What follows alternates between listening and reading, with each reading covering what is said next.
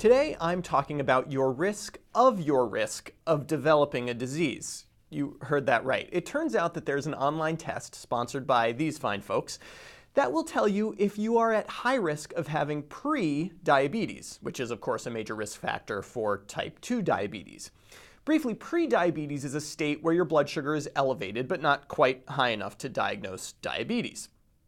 And pre-diabetes, while not quite as bad as type 2 diabetes, carries a higher than normal risk of heart attack and stroke and, of course, development of diabetes proper.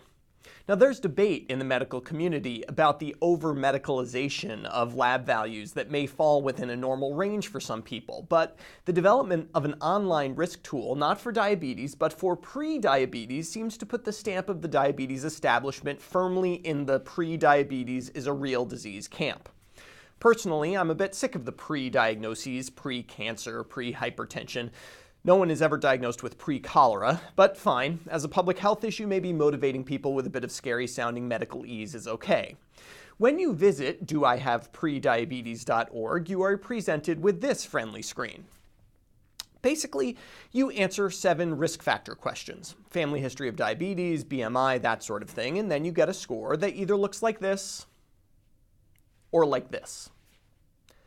Now, here's where I get worried. According to a research letter in the Journal of the American Medical Association, if you all were to go take this risk survey, 3 out of 5 of you would be deemed high risk.